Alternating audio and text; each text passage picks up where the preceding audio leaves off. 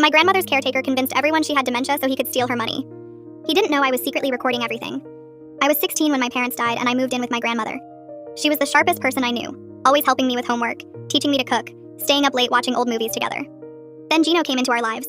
He was hired as a part-time caretaker to help with her medications and doctor appointments since she was getting older. At first he seemed perfect, always smiling, always helpful, always making sure Grandma took her pills on time. But after a few months, something changed. Grandma started forgetting things. Small things at first, like where she put her keys or what day it was. Then bigger things, like my name or whether she'd eaten lunch. Gino called a family meeting and announced that Grandma had been diagnosed with early onset dementia and needed to be moved to a care facility for her own safety. He also mentioned, almost casually, that he and Grandma had gotten married at the courthouse the week before, and that he now had power of attorney over all her affairs. I felt like the floor had dropped out from under me. "I want to see her," I said immediately. Gino smiled, but it didn't reach his eyes. "She needs time to adjust, sweetheart. Too many visitors might confuse her." I didn't believe him. The next week I skipped school and took 2 buses to the facility. I snuck past the front desk and found Grandma sitting by a window staring at nothing. But when she saw me, her eyes cleared. "Sophie? Baby, is that you?" For 10 minutes, she was completely herself. She asked about school, complained about the food, told me she didn't understand why she was there. Then the fog came back and she couldn't remember what we'd been talking about. I visited 3 more times over the next month, always sneaking in, and every time the same thing happened. She'd be confused at first, then suddenly clear for a few minutes, then confused again.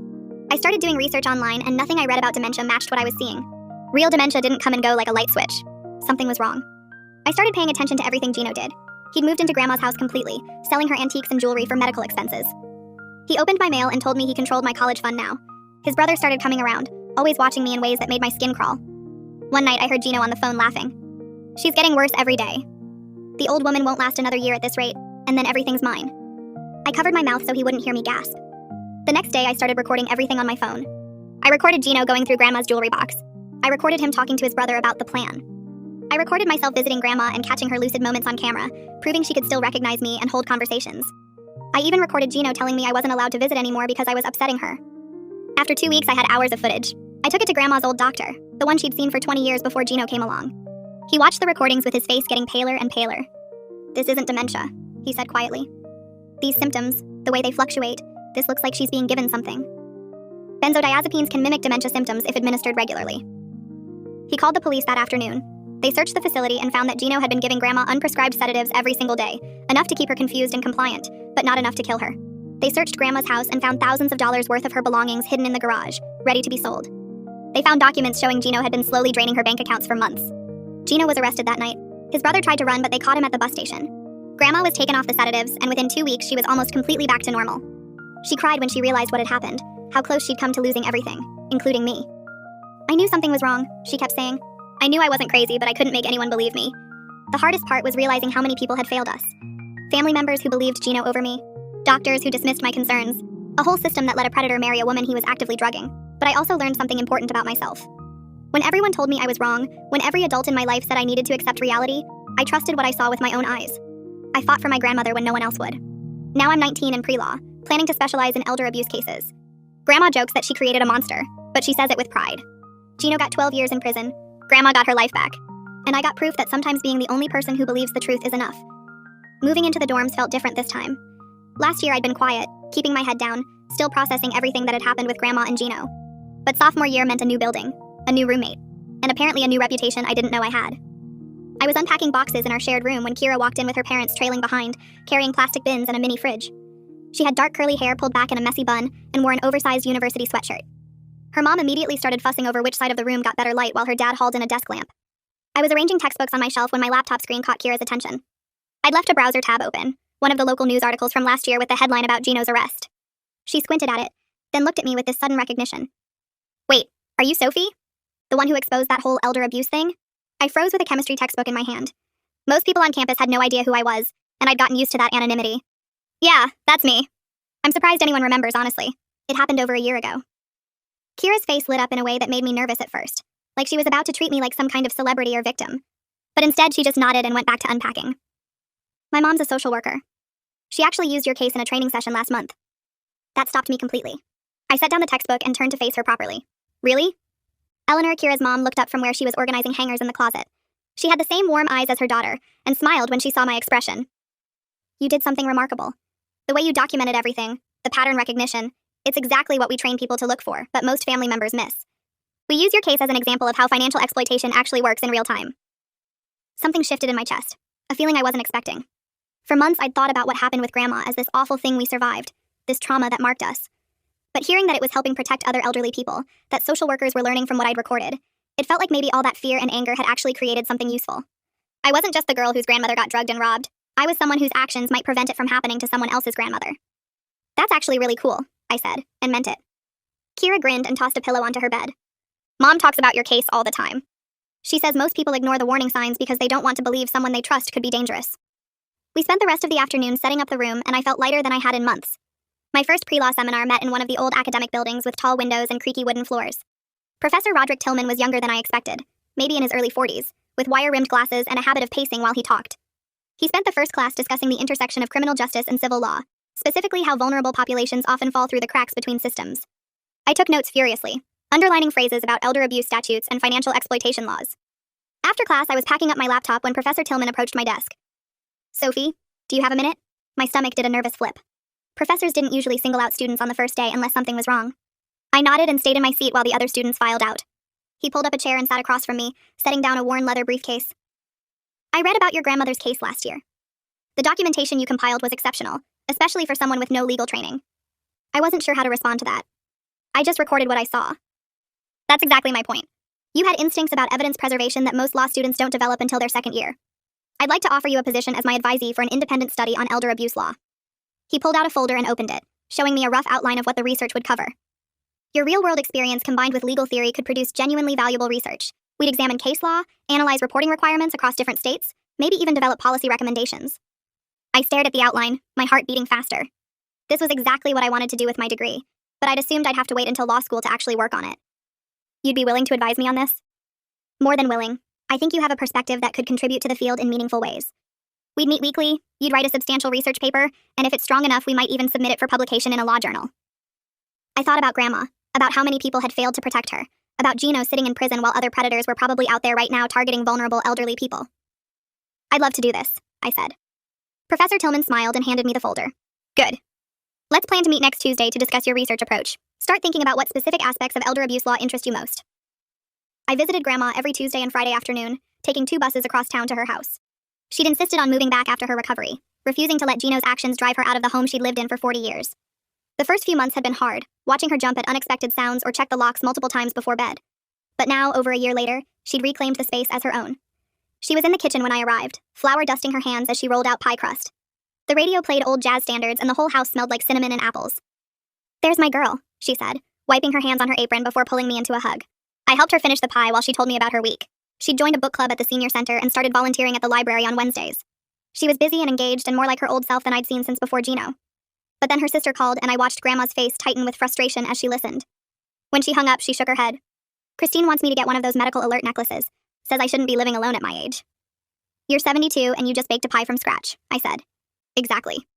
But everyone treats me like I'm made of glass now. Like what happened with Gino somehow made me fragile. I understood her frustration perfectly. Our extended family had rallied around her after the arrest, but their support often felt more like hovering. They checked in constantly, questioned her decisions, suggested she move to a retirement community. Only I treated her the way I always had, like she was capable and sharp and completely in control of her own life. Christine means well, I said carefully. They all do. But they watched me get drugged and manipulated for months and did nothing to stop it. Now they want to make up for that by wrapping me in bubble wrap. She slid the pie into the oven and set the timer.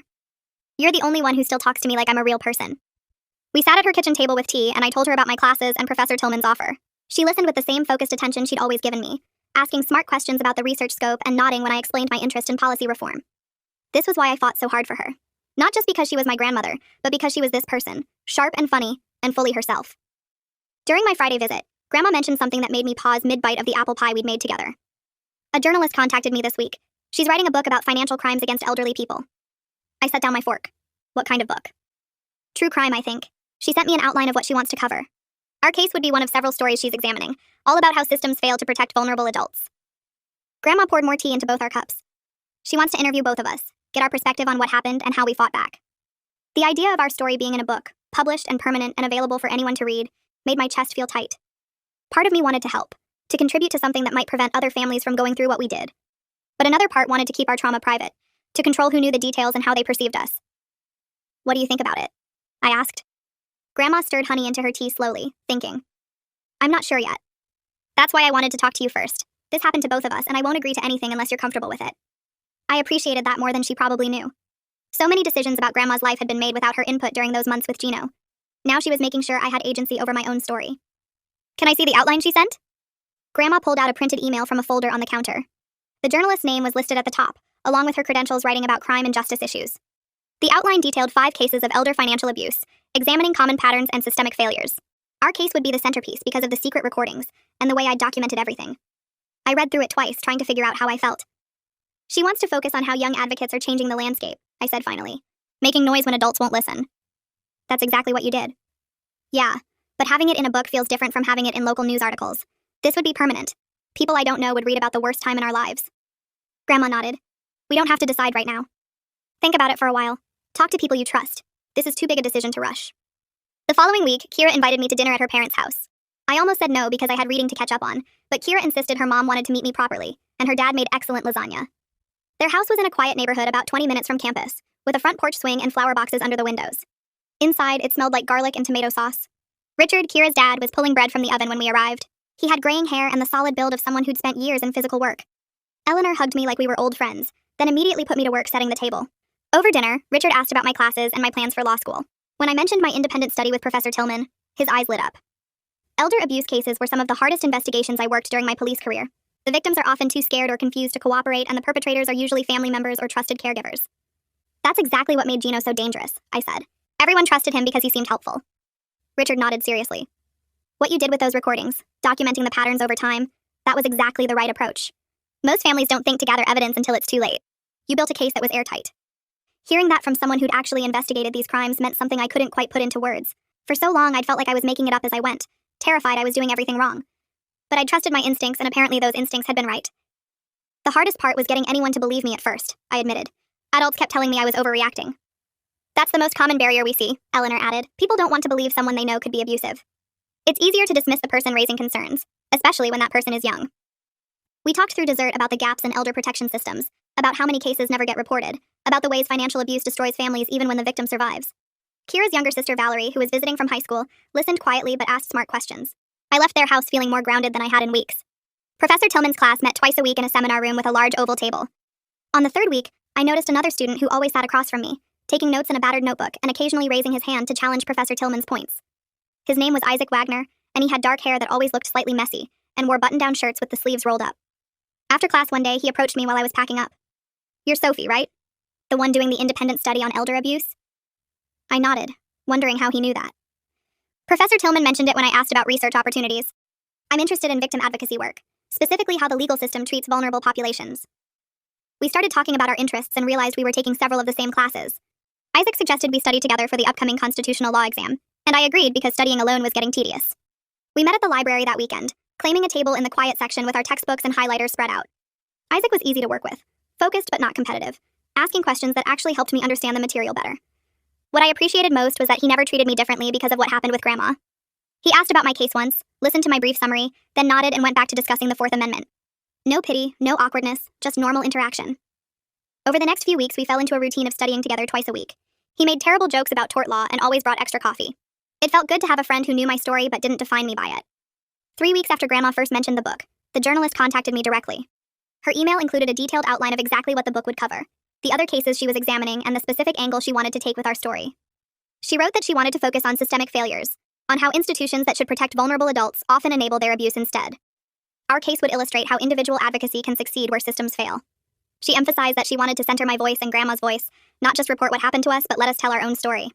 The outline included questions she wanted to ask, topics she hoped to explore, and a timeline for the project. Reading through it, I felt my initial resistance start to shift. This wasn't going to be some exploitative true crime book that sensationalized our trauma for entertainment. She wanted to examine the bigger picture, to use our experience as a lens for understanding how elder abuse happens and why it's so hard to stop. I printed the outline and brought it to my next appointment with Dawn Cordova, my campus counselor. I'd started seeing Dawn at the beginning of sophomore year, mostly to process lingering anxiety from everything with Gino. She had an office in the student health center with comfortable chairs and plants on every surface. I'm not sure if public attention would help me or make everything worse, I told her after explaining about the book. Dawn read through the outline carefully, asking questions about what specific parts worried me. What I'm hearing is that you're concerned about losing control of your narrative. Exactly. When the news covered Gino's arrest, they got some facts wrong and made it sound more dramatic than it was. I hated that. But this time you'd be participating directly. You'd have input on how your story is told. She handed the outline back to me. Think about it this way. Right now, what happened with Gino is something that was done to you and your grandmother. Participating in this book could be a way of taking ownership of that experience, using it for a purpose you believe in. That reframed everything. I'd spent so long feeling like Gino had stolen something from us, from Grandma's dignity to my sense of safety, but maybe telling our story on our own terms was a way of taking some of that power back. You're saying this could actually be part of healing, not a setback. It could be. Or it might feel too exposing, and that's okay too. There's no wrong choice here. Just think about what feels right for you and your grandmother. The next time I visited Grandma, I brought the journalist's outline with me. We sat in her living room with tea and the folder between us on the coffee table. I've been thinking about the book, I said. I talked to my counselor about it and she helped me see it differently. Grandma waited for me to continue, her hands wrapped around her teacup. I kept thinking about it as this invasion of privacy, like we'd be putting our trauma on display. But what if it's actually the opposite? What if it's us taking control of what happened and using it to help other people? That's exactly how I've been thinking about it, Grandma said quietly. She set down her teacup and leaned forward. Gino tried to erase me. He drugged me, married me without my real consent, and planned to take everything I'd built in my life. Staying silent about that feels like letting him win, even though he's in prison. Her voice was steady, but I could see emotion in her eyes. I want other people to know what happened. I want families to recognize the warning signs. I want social workers and doctors to take financial abuse seriously. And I want other elderly people to know that even if something terrible happens, they can fight back and survive. I felt my throat get tight. This was why I'd fought so hard for her. Why I'd recorded everything despite being terrified. She was this strong, determined person who refused to be a victim even after everything she'd been through. So we're doing it? I asked. We're doing it. But we set clear boundaries about what we share and what stays private. We get to review anything she writes about us. And if at any point either of us wants to stop, we stop. Deal? Deal. I pulled out my phone and drafted an email to the journalist, copying Grandma on it. We agreed to participate with specific conditions about review rights and privacy boundaries. Before I hit send, I looked at Grandma one more time. She nodded and I pressed the button. Our story was about to become public in a way it never had been before, but this time we were choosing it. The email from Paul Hardin came 3 days after the journalist's outline arrived. I opened it during my break between classes, standing in the student center with my backpack still on my shoulder. He introduced himself as an elder law attorney who'd read about the book project in a legal newsletter. His firm handled guardianship cases, financial exploitation, and long-term care disputes. He wanted to know if I'd be interested in a part-time internship working on real cases while I finished my pre-law degree. The pay was modest, but the experience would be exactly what law schools looked for. I read the email twice, then forwarded it to Professor Tillman asking if this was legitimate or too good to be true. He responded within an hour saying Paul had an excellent reputation in elder advocacy circles and that I should absolutely meet with him. I called the number in Paul's signature and scheduled an interview for the following week. The office was downtown in an old building with creaky floors and tall windows. Paul turned out to be in his 50s with gray hair and reading glasses that he kept pushing up his nose. He asked about my case first. Not the legal details, but how I'd known something was wrong when everyone else believed Gino. I explained about the recordings, about trusting what I saw even when adults dismissed me, about how Grandma's confusion came and went in patterns that didn't match real dementia. Paul nodded and made notes, then showed me a file cabinet full of active cases. Each folder represented an elderly person being exploited by someone they trusted. He pulled out one labeled Styles and opened it on his desk. The client was Bonnie, a 78-year-old woman whose nephew had been cashing her Social Security checks for 6 months. The nephew claimed he was helping her manage finances because she couldn't handle money anymore, but Bonnie's doctor said her cognitive function was fine. The nephew had convinced the bank to give him access by showing up with Bonnie during one of her bad days when her arthritis pain made her confused and compliant. Paul wanted me to review the financial records and flag anything suspicious. I accepted the position right there, starting the next Monday. My first day at the firm was overwhelming in the best way. Paul's paralegal showed me their case management system and gave me Bonnie's complete file. I spread the bank statements across an empty desk and started looking for patterns. The nephew, whose name was Derek, had been taking small amounts at first, $50 or $75 every few weeks. Then the withdrawals got bigger and more frequent. In the most recent month, he'd taken almost $2,000. I made a timeline showing the escalation and noticed something else. Every large withdrawal happened on a Thursday afternoon, always between 2 and 4. I showed Paul and he asked what I thought it meant. I said it felt like Derek had figured out when Bonnie was most vulnerable, maybe when her pain medication made her foggy, and that's when he'd show up needing money. Paul smiled and told the paralegal she'd missed that detail entirely. We scheduled a meeting with Bonnie for later that week. She lived in a small house with a garden full of tomato plants and a cat that watched us from the window. Inside, Bonnie moved slowly because of her arthritis, but her mind was completely sharp. She asked about my grandmother right away, said she'd read about our case in the paper last year. I explained how Gino had used medication to create fake dementia symptoms, and Bonnie grabbed my hand. She said Derek did something similar, always visiting when she'd just taken her pain pills, talking fast and confusing her about bills that needed paying. She'd signed things she didn't understand and given him money she couldn't afford to lose. Working with Bonnie over the next few weeks, I started recognizing patterns I'd learned from my own experience. The way Derek isolated her from other family members by saying they didn't care about her. The way he created artificial urgency around fake financial problems. The way he made her feel incompetent and grateful for his help. I wrote detailed notes about each manipulation tactic, and Paul said my observations were more useful than anything his paralegal had documented. One afternoon, I was reviewing Derek's statement about why he needed access to Bonnie's accounts when I noticed his story had changed. In his first interview, he'd said Bonnie asked him to help with bills. In his second interview, he said he'd offered to help when he noticed she was struggling. In his written statement, he claimed Bonnie's doctor had recommended he take over her finances. I showed Paul the inconsistencies, and he immediately scheduled a deposition to lock Derek into one version of events before he could change his story again.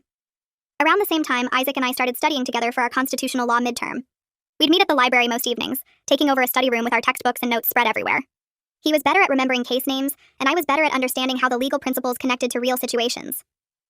One night while we were working through Fourth Amendment search and seizure cases, Isaac asked how I'd known to record everything with Gino. I gave him the basic explanation about noticing patterns that didn't make sense, and wanting proof that I wasn't crazy. He nodded and went right back to discussing probable cause requirements like my answer was just another piece of information, not some dramatic story. I appreciated that more than he probably knew. Most people either wanted all the details or treated me like I was fragile. Isaac just accepted it as part of who I was and moved on. That weekend, Kira's younger sister Valerie came to visit campus. She was 17 and trying to decide between colleges for next year. Kira brought her to our apartment, and Valerie immediately recognized me from the news coverage. She asked a million questions about how I'd gathered evidence, what it was like testifying, whether I was scared of Gino finding out what I was doing. I answered everything honestly, and she told me I'd inspired her to think about social work as a career. She wanted to help people who couldn't help themselves, especially kids and elderly people who got trapped in bad situations. Hearing that made something shift in my chest. I'd spent so long thinking about what Gino took from us that I hadn't really considered what might come from it. If my experience helped even one person recognize abuse or gave them courage to speak up, maybe all of it meant something beyond just our family's trauma. The journalist sent the first draft chapter a few days later. Grandma and I read it together at her kitchen table with tea getting cold in our cups. The writer had captured everything accurately, the fear and confusion and determination. She'd included details I'd forgotten, like how my hands shook so badly the first time I tried to record Gino that I had to restart the video 3 times. Reading it in print made everything feel more real somehow, more permanent. This wasn't just something that happened to us anymore. It was documented, official, part of a larger story about how systems fail vulnerable people. Grandma cried a little when she got to the part about her lucid moments at the facility, how she'd known something was wrong but couldn't make anyone believe her. I held her hand and we finished reading together. Back at Paul's office, I spent hours preparing for Bonnie's court hearing. We were seeking a guardianship protection order that would remove Derek's access to her accounts and require court approval for any future financial decisions affecting her. I organized 6 months of bank statements into chronological order, created spreadsheets showing the pattern of increasing withdrawals, and made a timeline of Derek's changing stories about how he got access. The work was boring and detailed, but I understood why it mattered. Every receipt and statement was evidence that Bonnie deserved protection. The hearing took place on a cold morning in late October. Bonnie wore her best dress and gripped my hand in the hallway outside the courtroom. Derek showed up with a cheap suit and an attitude like he was doing everyone a favor. Paul presented our evidence methodically, walking the judge through each withdrawal and each inconsistency in Derek's story. Derek's lawyer tried to argue that Bonnie was too impaired to manage her own affairs, but Paul called her doctor, who testified that her only limitation was physical pain, not cognitive decline. The judge asked Bonnie directly if she wanted Derek to have access to her money. She said no, that she'd never wanted it, and only agreed because Derek confused her when she was medicated. The judge granted the protective order immediately, removing Derek's access and requiring any future financial arrangements to go through a court-appointed monitor. Bonnie cried when the judge announced the decision and hugged me so hard in the hallway afterward that my ribs hurt. She kept saying I'd given her hope that someone cared, that she wasn't alone in this. Standing there with her crying into my shoulder, I finally understood why I was doing this work. It wasn't just about Gino or revenge or proving I was right. It was about making sure other people like Bonnie and Grandma didn't have to fight alone. Professor Tillman assigned me a research project the next week about legislative changes in elder abuse reporting. I spent 2 days in the law library going through state statutes and recent amendments. What I found surprised me. Several states had strengthened their reporting requirements in the past 2 years, making it mandatory for banks and medical providers to report suspected financial exploitation. Some states had created special prosecution units for elder abuse cases. A few had even passed laws making it easier for family members to challenge suspicious power of attorney arrangements. When I dug into the legislative history, I found references to high-profile cases that had prompted the changes. Our case was mentioned in 3 different state reports as an example of how predators use fake medical diagnoses to gain control. Seeing that in official government documents felt strange and validating at the same time. What happened to Grandma had actually changed things, made it harder for people like Gino to get away with what they did. I wrote a 20-page analysis for Professor Tillman connecting the legal changes to real-world protection gaps, and he said it was some of the most practical legal research he'd seen from an undergraduate. A week later, the prosecutor who'd handled Gino's case came to campus for a criminal justice career event. Matthew Guidry spoke to a packed auditorium about the challenges of prosecuting financial crimes and the importance of solid evidence. Afterward, I waited in line to talk to him. When I introduced myself, his face lit up with recognition. He told me my recordings had made his job almost easy, that most elder abuse cases fell apart because victims couldn't remember details, or family members destroyed evidence. Having everything documented with timestamps and clear audio had given him leverage to push for a strong plea deal. Gino's lawyer had wanted to argue diminished capacity or claim Grandma consented to everything, but the videos of her lucid moments made those defenses impossible. Matthew said he used our case as a training example now for other prosecutors. He showed them how one determined person with a phone camera could build a case that would hold up in court. I thanked him and walked back to my apartment, feeling like maybe all the scared nights and secret recordings had been worth it after all. I walked out of the auditorium feeling lighter than I had in months, and as I crossed campus toward the parking lot, I pulled out my phone. The question had been sitting in the back of my mind since Matthew mentioned Gino in his talk, something I'd been too scared to look up myself. I texted him asking if we could meet for coffee sometime. He responded within 5 minutes saying he had 30 minutes free right now if I wanted to grab something at the campus Starbucks. I changed direction and headed back across the quad. Matthew was already waiting when I got there, 2 coffees on the table. He smiled and pushed one toward me. I sat down and wrapped my hands around the cup even though it was warm outside. The question felt stuck in my throat. Finally, I just said it. I asked him about Gino, about his status in prison, whether there was any chance of early release. Matthew's expression softened, and he told me Gino was serving his time quietly at a medium-security facility 3 states away. No disciplinary issues, no parole hearings scheduled, no early release prospects. The earliest he could apply for parole was 8 years from now, and given the nature of his crimes, Matthew didn't think any board would approve it. He said Gino had actually aged badly in prison, looked 20 years older than he was, and had no visitors except his lawyer. That knowledge settled something inside me that had been twisted tight for years. I thanked Matthew, and he squeezed my shoulder before leaving for his next appointment. I sat there finishing my coffee and realized I felt safer than I had since the whole thing started. The next afternoon, Isaac caught me in the library between classes. He had this nervous energy about him and asked if I was busy Friday night. I said I wasn't, and he told me about a pre-law society social event at some professor's house. Nothing formal, just food and conversation and maybe some networking. I started to make an excuse about having too much work, but then I stopped myself. I'd been so focused on elder abuse advocacy and my internship and research that I hadn't made time for any normal college experiences. I hadn't been to a party or a social event, or even just hung out with people my age doing regular things. I told Isaac I'd go, and his whole face lit up.